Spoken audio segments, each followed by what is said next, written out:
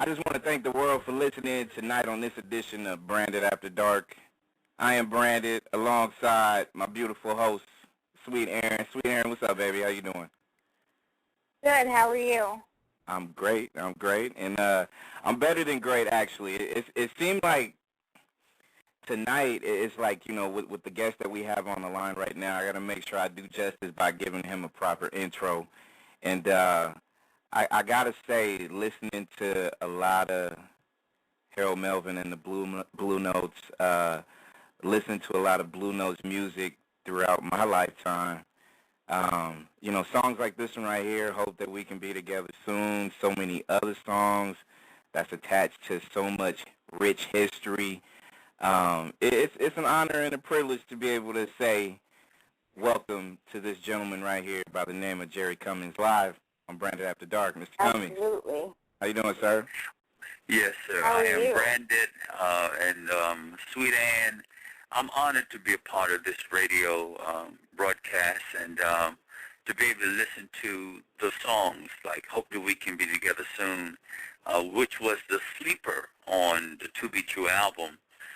When that song hit, it was like, that was not the one that we were really looking at to be the big hit.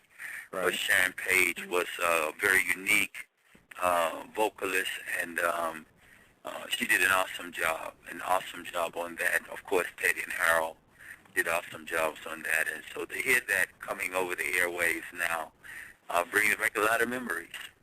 Well, Jerry, I got to tell you that it's music like that stays relevant. When you hear songs like that and you hear the soul not just coming from all parties involved, but, it takes anybody back to a time where it's just, when you hear stuff, it's just honest. I mean, that's just honest situations, honest moments, honest things. You kind of told us as far as, your appreciation for still hearing songs like this and Wake Up and all these other tracks that you guys have had. I mean, do you still kind of take a, step back and kind of have an out-of-body experience when you do hear people like myself tell you that, this stuff will stand the test of times from generations on in? Well, the music is timeless. You can't say it's old school because there's no such thing as old school when it comes to this music. This music is a universal language. There was a message in the music, and there still is a message in that music. And so I call it timeless. Even when I write and record now, which I started doing after 25 years, I wasn't in the studio, and all of a sudden I got the urge to go back in. I wanted to do something that was timeless, and love songs are timeless songs, Love is forever, it doesn't have an ending, really, because somebody's always in love. Exactly. And so and the songs relate to somebody experience. Hope that we can be together soon. I mean, come on. I mean that's being said every day over the phone. That's being emailed and typed every day. And so those words and that feeling, and people were in love, and people are still falling in love again. And so I love hearing it. It brings back a lot of memories. Yesterday I was with some gentlemen, and they liked the music from the 60s and the 70s, and they mentioned a song called My Hero, which was done by the Blue Notes in the 50s. And it was the first song that Harold Melvin taught me when he found me, was My Hero. And that's the theme from the opera of the Chocolate Soldiers. I sung that song at Carnegie Hall in 1975. And so, when I hear people talking about the music that we did, it blesses me because I was young and I was traveling and I was meeting everybody that I wanted to meet. And it was a dream come true, but I never saw it almost 40 years later, at that time. And so when I hear it now, it blesses me. Really, it makes me feel good. Amen to that. Yes, absolutely. Karen, go ahead with your questions, hon. Oh, well, tell us how Melvin found you. How did he find you And how did you Well, get started? Harold had a management company called Harold Melvin Enterprises, and um, I met him one night in Washington D.C. As a matter of fact, the MC George saw me standing on a corner one night. I was downtown, I was dressed up, and he asked me, did I sing? And I told him, yeah, I sing. He said, Harold is looking for a tenor. He needs a tenor for the group, you know. And so I said, well, I'd like for him to meet my group. And so he met my group, he signed my group, and then he took me from my group and put me in the Blue Notes. And that's how it all got started. I opened up in London, England. I didn't even open up in the United States. I opened in London, England, and was, the first gold album was To Be True. And, of course, I was a part of that. And then the first platinum album was Wake Up Everybody. I was a part of that, but I was actually recording with Harold even before I went to England. I was recording with Harold for about a year before I even went to England. So, but I never saw 40 years later. I never realized. Right. That I was going to ask you that. Did you realize how big this was when? Yeah. No, you never do. Yeah. You never do when you're doing it. It's when you finish, and then when you look back at it, and then you start hearing the stuff on the radio again, and then you start looking at where you was, where I was at, in San Francisco, in Oakland, California, in the stadiums during the Cool Jazz Festival days, and and to 90,000 people in the Houston Astrodome, Carnegie Hall, Soul Train. The Donna Shore show, Mike Douglas show, Merv Griffin show, I mean, when you're doing it, you're always on the move, so you're not really paying any attention to it. Right. I just recently saw Harold Melvin and the Blue Notes on Soul Train with Richard Pryor. We were doing Bad Luck, and I never saw that. I never saw that back then, I never saw that in 1974. But all of a sudden I'm looking at myself at 22 years old on YouTube on Soul Train with Richard Pryor. It blows my mind, and I could tell that, right. I could tell that I was just really getting into the group thing, and so the next time we were on, we wore Powder Blue, and they had Bad Luck on there again, and I could see how I had matured and how I had grown, over the time that I was with them. So to be able to go back and look at it on YouTube now, almost 40 years later, and then my children can look at it, and my grandchildren can look at it. And then I found an interview with Jerry Cummings of the Blue Notes when I was 22, a little 2 or 3 minute interview, and actually my children found it, and I come in and they showed it to me, and I had never seen it, So it's this internet is something. This internet, I'm telling you, this internet, is amazing, and it has become a means of distributing, and promoting, and you don't have to pay nobody to do it. You can actually do it yourself now. Absolutely. So I was out of the business for almost 25 years. I come back, they had Pro Tools, what is that, and so the 2-inch machines are gone, and so it's amazing, and I kind of feel like I'm just getting started all over again now.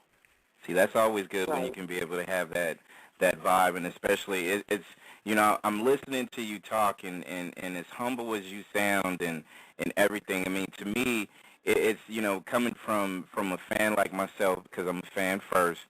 I've always appreciated just the way that the groups back in the day sounded, because the Blue Notes didn't sound like the other groups that was out there, the Spinners, Four Tops, etc. I mean, you guys kind of had your own thing. So when you guys started touring and doing all this stuff in general, did you guys get a lot of that good appreciation and vibes that from other groups as well that was in the record business at that time? Oh, definitely. The Temptations. We did tours with the Temptations. The Dramatics were good friends of ours. The Temptations were good friends of ours. So we had a lot of groups. The Manhattans were good friends of ours. So we had a lot of groups that we did shows with. That we headlined, and we got along good. Eddie Kendricks, he hung out with us. Everybody, we just the Dramatics. We were in London together with another group called Hot Chocolate from London, and so we got along good, and we admired each other. We admired the other singers, like Ron Banks of the Dramatics and Eddie Kendricks of the Temptations, and, we admired each other. We complimented each other, and so we were very unified as groups. Gotcha. Beautiful. Jerry Cummings is our guest on Branded After Dark, and with you being part of a very iconic group, there was always members such as yourself, and of course, the late great ones like Teddy Pendergrass that will always have a place in everybody's heart. So give the listeners out there a little bit of how Teddy P worked in the studio when you guys got together and did a lot of your stuff.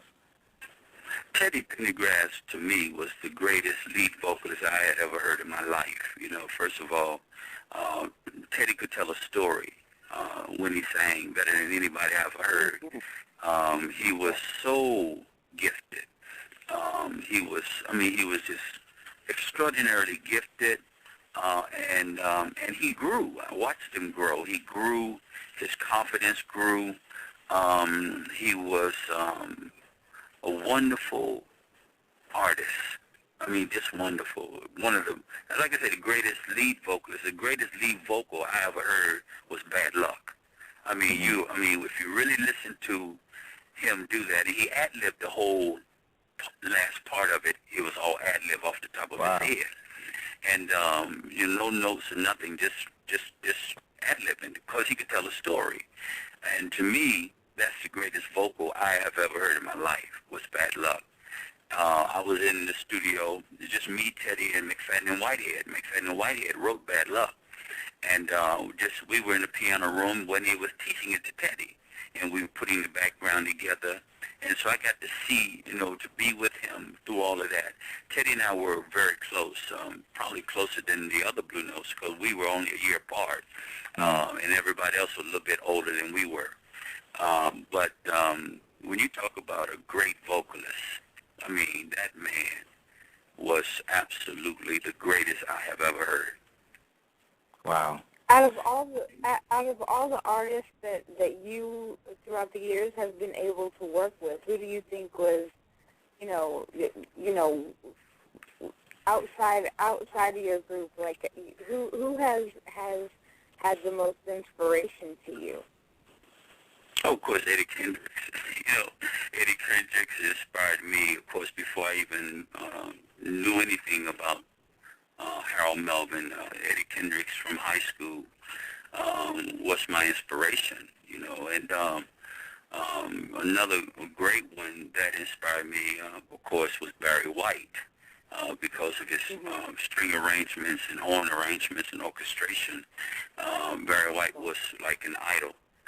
One of my idols, and now that I'm doing music again, I use real violins and I use horns, and because that's where I come from, But Eddie Kendricks, one of the greatest, purest tenors I've ever heard.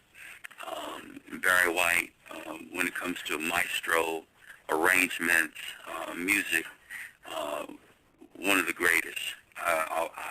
He'll always be the greatest, and Eddie will always be the greatest. Also, let me give a shout-out to Kevin Gray, who contacted me so that we could hook all of this up. I know he's listening, and I just want to give a shout-out to Kevin. Absolutely. We let me ask we you. love Kevin. No doubt. Let me ask you this. Well, actually, it's not really a question, but if I say this phrase, you can let me know if it actually rings true or not. You know how they say that, they don't make good groups, good soul groups like they used to. Do you think that's true? No, I don't. Well, Boyz to Men, they came out of Philadelphia, and Hmm.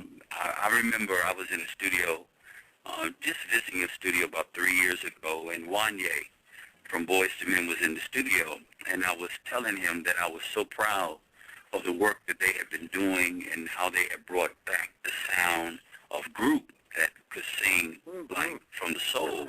And Wanye looked at me, he said, I don't know why you thinking me. He said, you the pioneer, He said, we followed your steps, and I'm saying, I'm like blown away that he say that, that he would say that to me, but they were watching us, they were listening to us. And so when Boyz II Men came out, and they were from Philadelphia, where we actually recorded at, of course, I didn't realize that they were watching us, so Boyz II Men is a great group, great singers, very versatile. All of them can lead, and I really admire their gifts. I have a group that I'd like to mention that and get your opinion on and everything. How do you feel about New Edition? They're coming up on their 30th anniversary. Well, again, they were okay. Yeah, New Edition again. Watch the groups like I'm talking about, like the Blue Notes, like the OJs, the groups from that time, and they patterned their harmonies and everything after those groups. We kind of like set a pattern, for the younger groups to look at, because their parents played our music. Their Boyz II Men and New Edition parents played our music. So therefore, they were always listening to the harmonies, and they watching the steps, the choreographies, and so a lot of them patterned themselves after what we had done.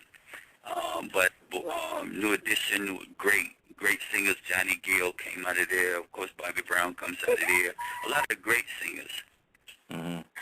Do you feel like, especially nowadays, because groups, as you well know, when you look at just the way that music has been so far throughout this decade, do you feel like the groups are kind of extinct now?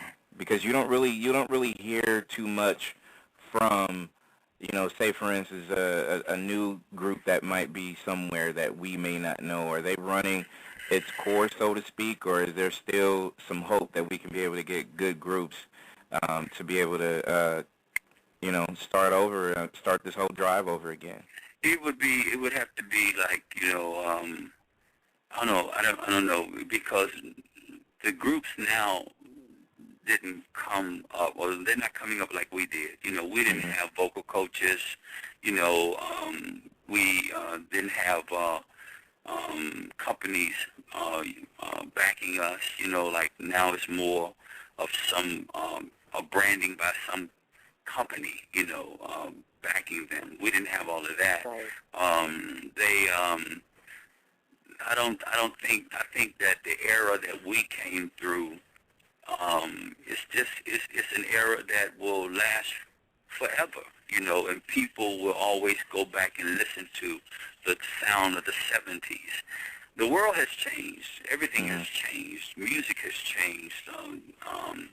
The branding of the music has changed. So I don't think that, I think what we created in the 70s was for that era, was for that time, and because it is timeless, people will always listen to that music. I was watching the BET Awards, and they were doing one year, and they were honoring Earth, Wind, and Fire. Right. And I never forget this, because all of the rappers and, the hip-hops were sitting in the audience watching Earth, Wind, and Fire on stage, and they were actually playing their instruments, and they were singing.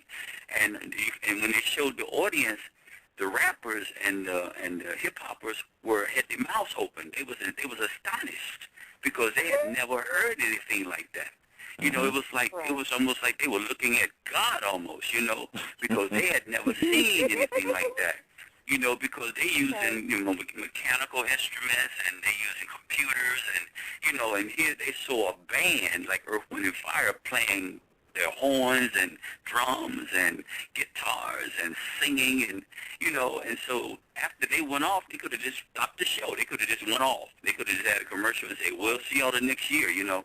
Right. Because I was blown away watching them, you know, because again Maurice White and I were friends, and you know, and I followed them and listened to them when they produced Emotions, and you know, and so that era, the 70s, will be around forever.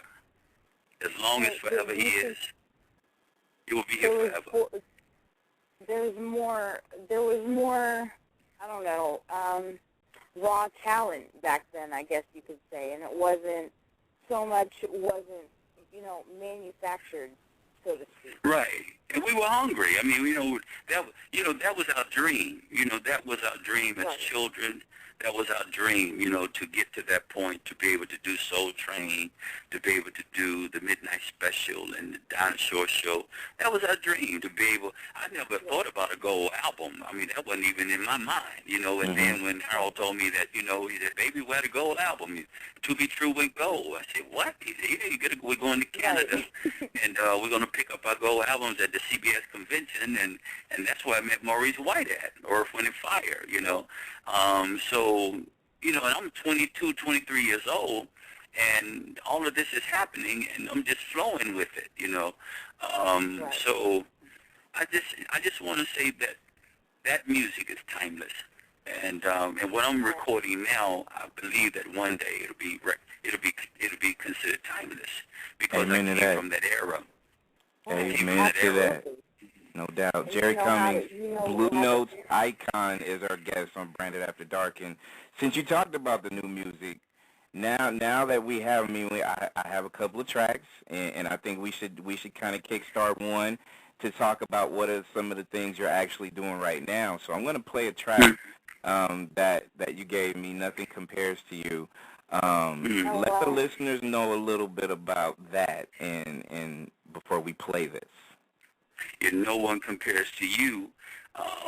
You know, it's about, you know, the feeling that one would have towards a person. You know, it actually started out to be like contemporary gospel song, but then when I begin to really listen to it, you know, it can be that, or it can be a woman, you know, that you're singing to. You know, that there's no one that can compare to her. And that's how it came about, you know. It's a beautiful song. I didn't know that I could still sing like that, you know. I thought that, you know, after 30-some years, you know, and I hadn't been singing.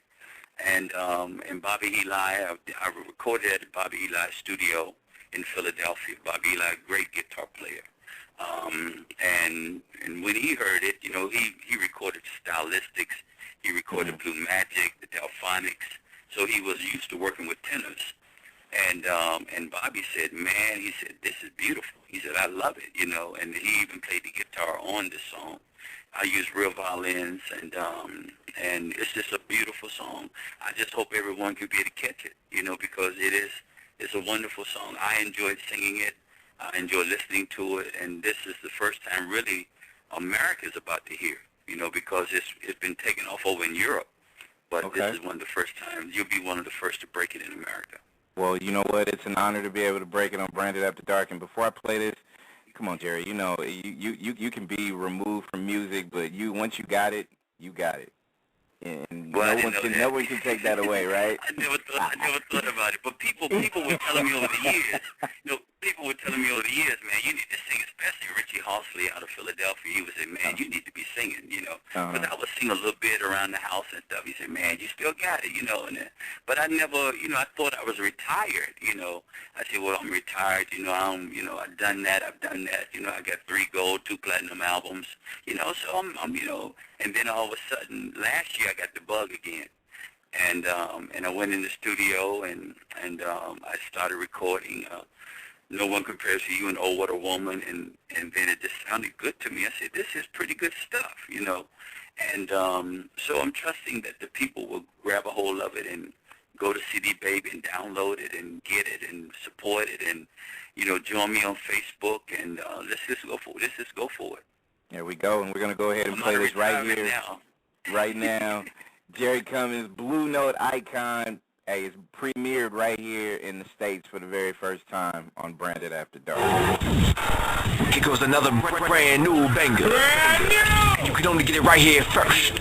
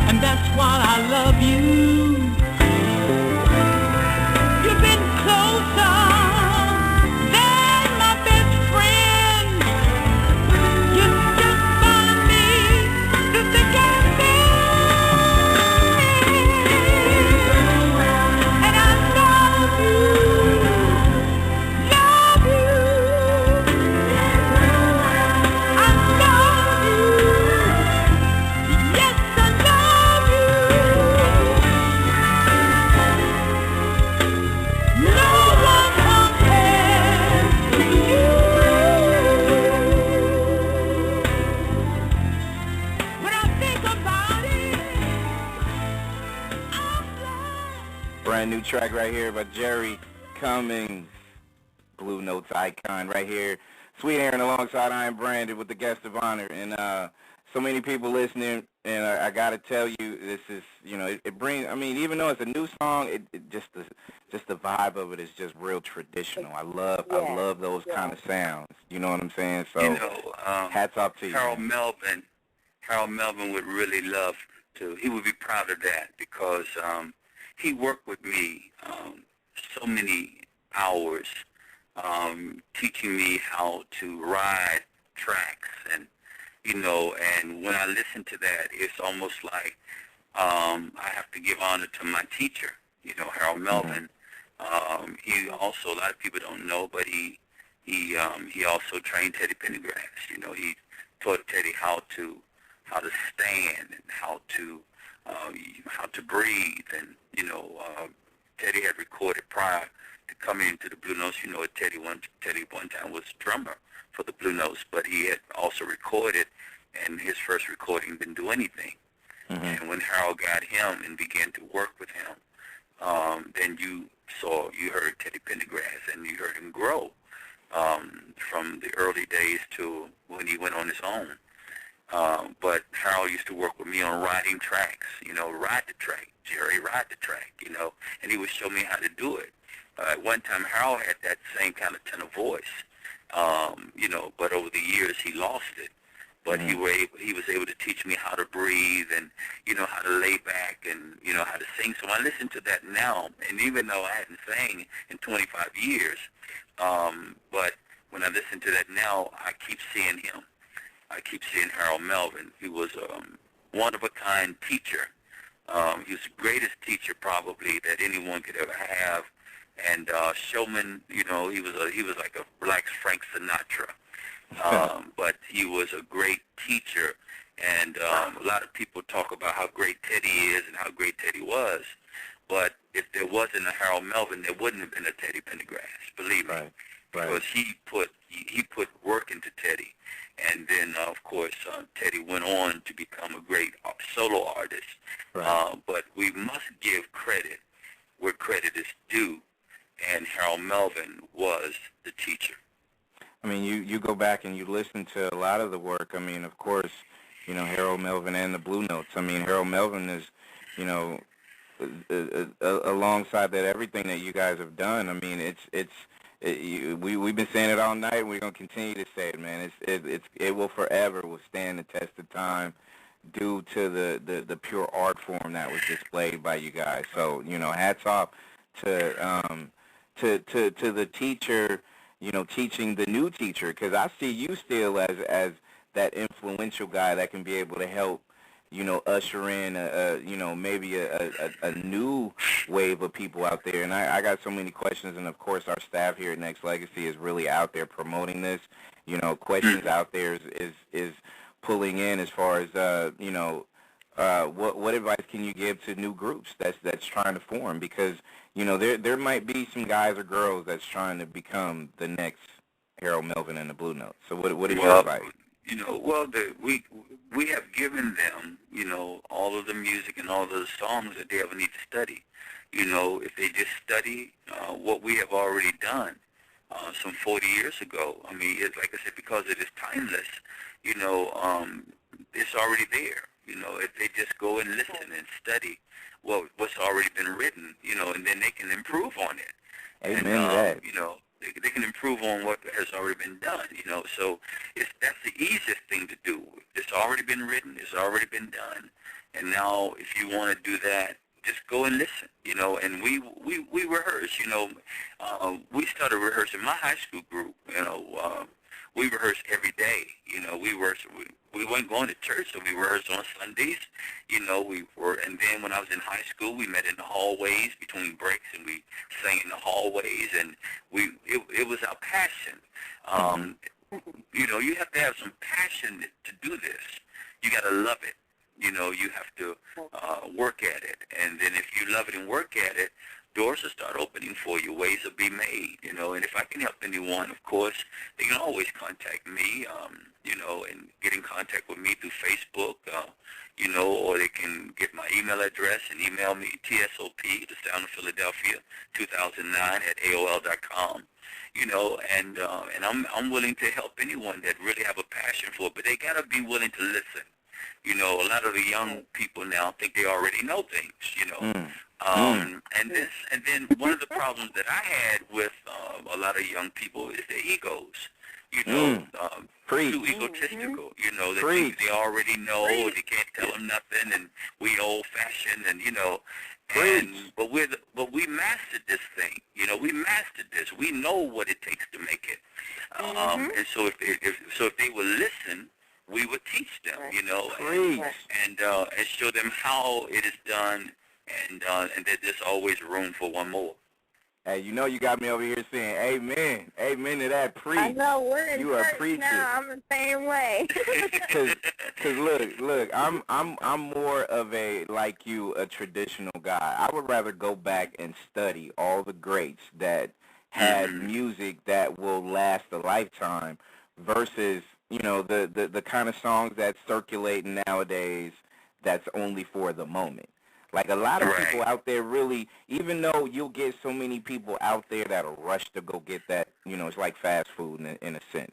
You know, they'll rush to go get it. They'll digest it. It may not be right for them years down the line, you know what I mean? So it's one of those type of things where it's just, you know, I'm glad someone that has your iconic tradition and those music values is telling these young people to listen and to pay attention, because we don't have that. I mean, it's a lot of kids and a lot of these young people, like you said, man, they don't do those steps to be able to make it and to really pay attention to their craft, because they're all trying to do it quick, fast, and in a hurry. And another thing, Brandon, is that they have to be willing to listen, because see, we don't. I'm at a point where I don't care how great you can sing. You know, I mean, there are a lot of great singers out here, but what about your character? You know, what about your attitude? You know, because if you got the wrong attitude, you know, I mean, and I don't have a big ego, you know, because, like I said, I have 3 gold and 2 platinum albums, okay? Now, what does it look like for some child, because I'm probably old enough to be their father or their grandfather, you know, with an ego that's never had a gold or platinum and never been in Carnegie Hall, you know, and never, you know, I mean, what do they have to be egotistical about, you know? So once I see that, if they do that and they don't have no money, then what's going to happen if they have some money? That's right. You know, so they have to be humble. I was just about to. You took the words right out of my mouth. It's kind of like, okay, you want to sit here and run your mouth, but look where I am and where my career has gone, and look at yours. Right. So you know, and I don't have that ego. You know, I don't have not that that ego. You have that ego, but I'm saying that these kids growing up today need to, you know, close their mouth and open their ears and their minds a little bit. Not that you have that ego, but they need to realize that you have something, and you have something to back, you know, what you can teach them and what they can learn from you. And, you know, not to say that you have the ego, but they need to realize it themselves when they want to start running their mouth and think they know everything, that, okay, no, you don't. You know? Yeah, Aaron. No, hey, they Aaron. don't. Hey, Aaron. Jerry said it in 3 simple words. Really, when you really pay attention, if you're passionate about your art form and you want to take it to a level where people will be able to hear you from decades on end, Mr. Jerry said it in 3 words: do your homework. Yeah, that's right. Yeah, 3. You gotta study. That's 3. Yeah. You gotta study this thing. Or study. But Yeah, like exactly. I said, we've Not already only that, done but it. it's listen to me. Yeah, you know, they've already done it, and I mean, we've already done it. It's out there, and it's not going anywhere, you know, and so I would know what it would take to redo it again. You know, if somebody's already been to a place, the easiest thing to do is to follow them, because they've already been there. If you've never been there, just follow the person that's been there. That's right. And then you'll get there. Yeah, I mean, if I'm lost and somebody say, follow me, I know how to put you there. I've been there before. And now the easiest thing to do is to follow somebody. That's easy. Right. That's right. Jerry Cummings is our guest on Branded After Dark, and No One Compares to You is available on CD, baby, correct? People can go get it right now, like myself. I can go online and I can go buy it. Oh, yeah. Okay. Yeah, you can go download it right now. Good deal. Good deal. I already got it, but I'm going to go download it again. I'm going to do that right now. I just opened my wallet, got my credit card out. I'm about to go make that purchase. So I suggest everybody out there do the same. Support my man. He is history. And what we're going to do is we're going to play Oh What a Woman, and we're going to come back, and we're going to wrap it up with a couple more questions with an icon on Branded After Dark.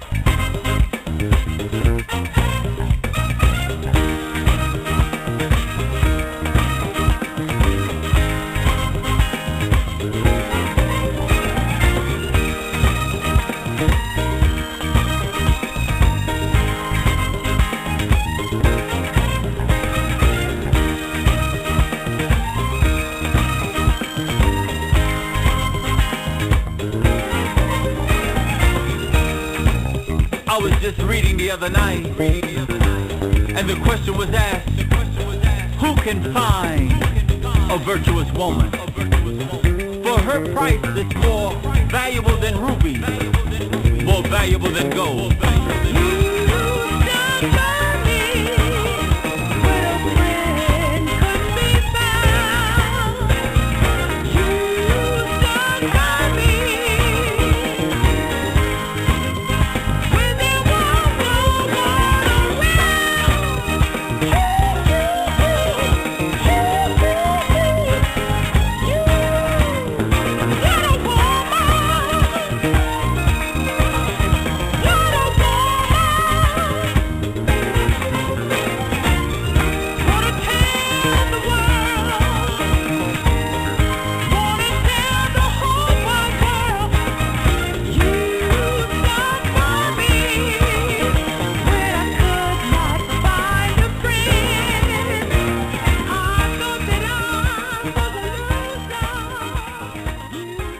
Man, even like I said, even though this music is new, it still kind of takes you back. Branded After Dark, Sweet Aaron alongside I Am Branded with the guest, Jerry Cummings of the iconic group, Harold Melvin and the Blue Notes.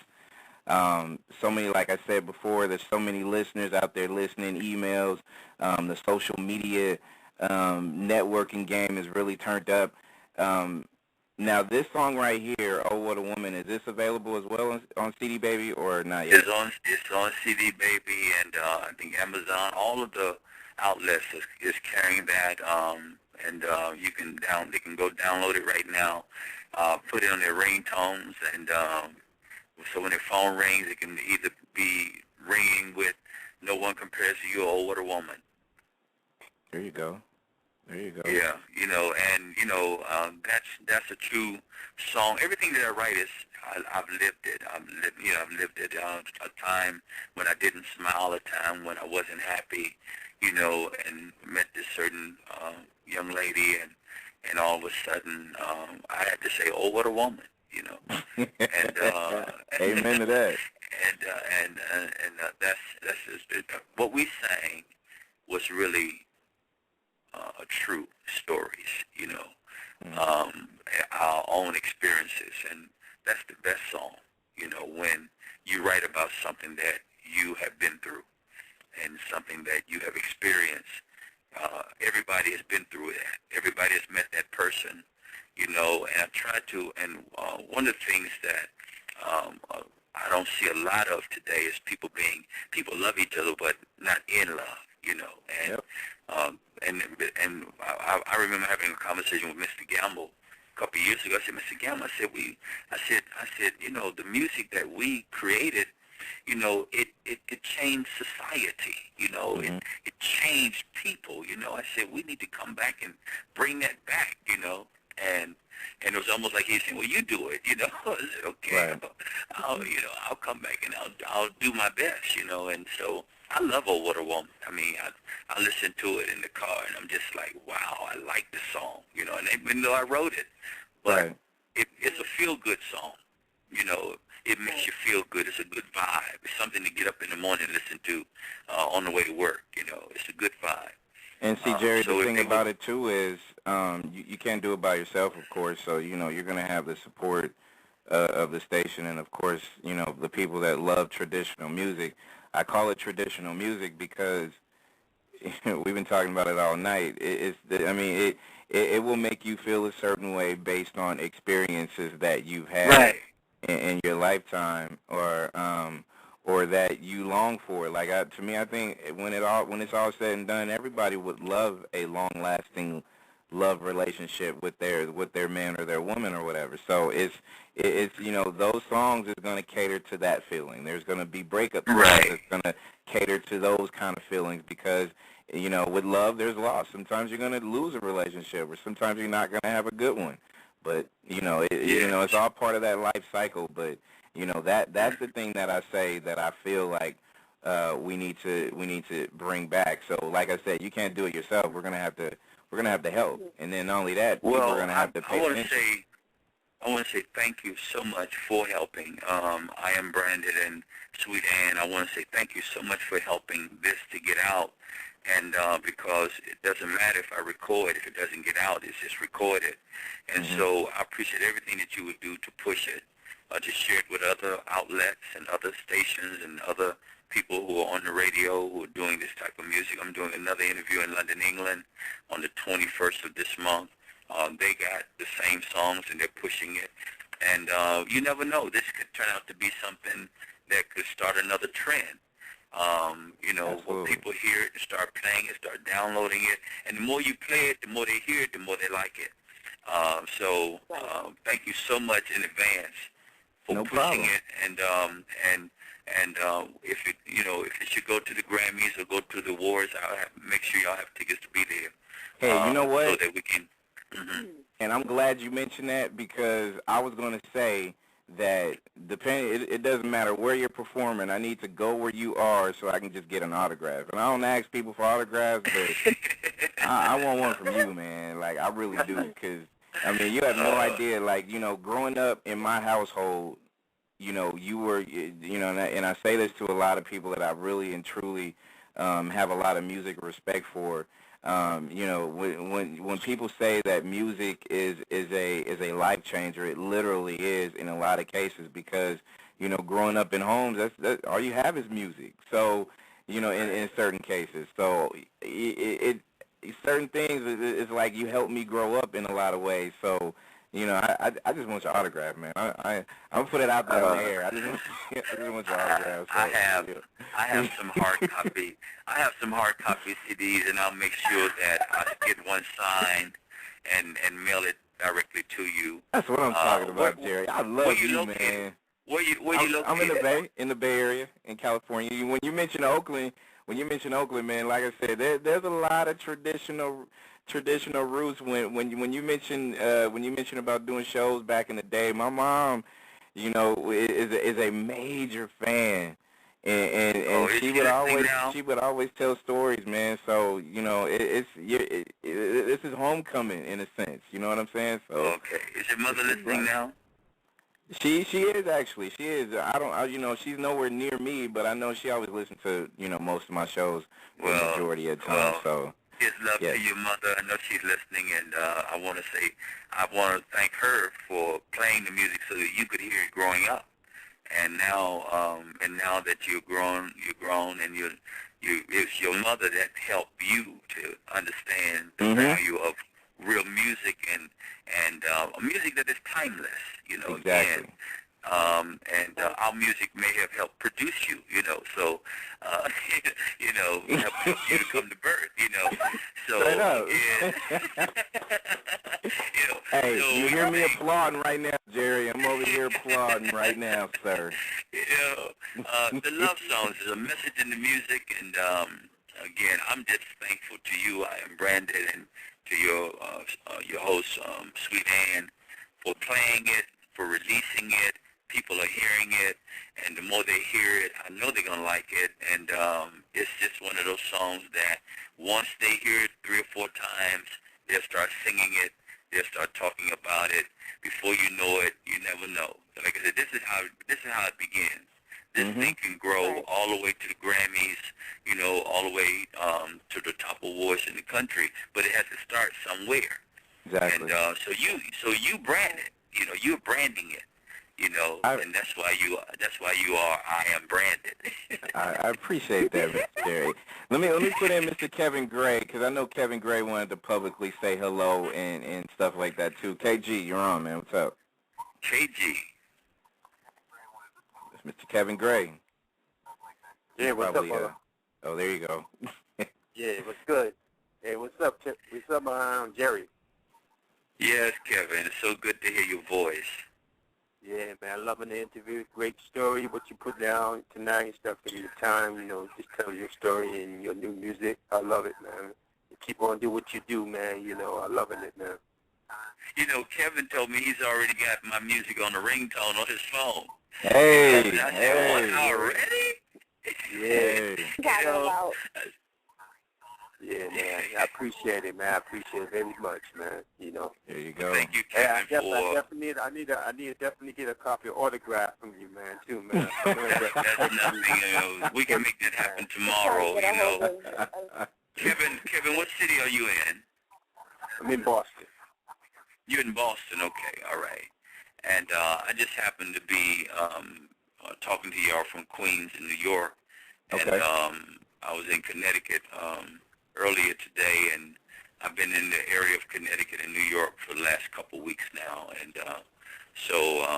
you know, anytime that you want to have me back and we don't talk, because, you know, we can talk about this all night. Man, you And, know it. You Absolutely. know, there's so much, you know, that we can talk about, but again, just the fact that you're getting behind the vision. You know, my dream is to build the field. The Field International Records is Detroit, Philadelphia combined, because that's where I did the recordings at, between Detroit and Philadelphia, so I call it the Field, DEPHIL International Records. So we're building the record company, and of course, I think the best way to start is with myself, because I'm not going to trip out, you know, and I'm not going to run out. So Right. I really would like someone, you know, like an usher or someone else to be doing this kind of stuff, and not just write it, you know. But again, I love doing what I do. I love music, and it's a part of me, and I love doing it. And anybody that has a passion for it, you know, I'll take a look at them. You know, I'll listen to them. You know, but Absolutely. like I said, they got to be able to listen, and if they listen, I think I should know what I'm talking about after all these years, and Yeah. I won't lead them. And I won't lead them. I won't lead them wrong. And I want to thank Richie Hossley for pushing me to sing again. And you know, it's just a lot of people were telling me to sing, and I wouldn't. And then all of a sudden, in September of 2011, I went back in the studio and started laying tracks and said, okay, and started singing again. And so to my surprise, I had that tenor. And I'm just thankful for all the years. I'm thankful to have sang with one of the greatest lead singers in the world, Teddy Pendergrass, Amen. one of the greatest dancers in the world, Bernie Wilson and Larry Brown, and one of the greatest teachers in the world, Harold Melvin. And I was grateful to be a part of that group, and to be on the first gold and platinum albums, and then to still be here to tell the story. Right. You know, I'm really thankful for that. Well, I want to thank you for not just calling in, but you know, and sharing not just your new music and your history with us, but you know, on behalf of the staff as well. We want to thank you for giving us so much music alongside all the greats that you've mentioned. And I really and truly mean it when I say music is a life changer for all of us that appreciates good music, and you have continued to you know, build that legacy, and you're still building it by the new music that you're putting out. So I can't thank you enough. And of course, man, anytime you want to come in and kick your feet up and hang out with us and talk music, you are more than welcome. Thank you so much. I appreciate the opportunity, and I appreciate y'all are so professional. I'm listening to real pros at what you do, and I'm thankful that you are here and doing what you're doing, and whatever I can do to help, just call on me. You know, y'all have my numbers, my email addresses, and Absolutely. And I'm and I got you on Facebook. Facebook as well. I have you on Yeah, Facebook, so I'm we're following each What other. about Twitter? What about Jerry Cummings Twitter? Blue Notes. Are you Definitely. going to get a Twitter account? Well, I have a Twitter account. You know, I think it's just on time 100. I have a Twitter account, but I don't really use Twitter a lot. You know, You're on Facebook I more. basically, you know, Jerry Cummings Blue Notes. I got room there for new friends, and I normally post music there. So they can come to Jerry Cummings Blue Notes, and we can go from there. Got Okay, my well, pictures I on there with the definitely Blue Notes. will. I definitely will. You'll see me. You'll see me pop up with. I'll be. I'm in a picture with my friend Johnny Gill. So that'll be me. So add me. I want to say it was complete. It's a complete and utter honor to speak with you, and shouts out to my mom, because I know she's really gonna be jealous. Oh, your But mother, what's I her love name? Mom. Oh, what's your mother's name? Glenda? Linda. Yes. Linda. Hello, Linda. I'm glad you're listening. There you Let's go. become Yes. friends on Facebook. Now she just melted, so now I have to go mop her up. Thank you so much. Jerry Cummings, appreciate it, man. Come back and hang out with us anytime. And again, thank you very much for all that you do and continue to do. You're an icon. Kevin Gray. I am Brandon Sweethand. Love y'all. Stay strong. We love you too. Thank you.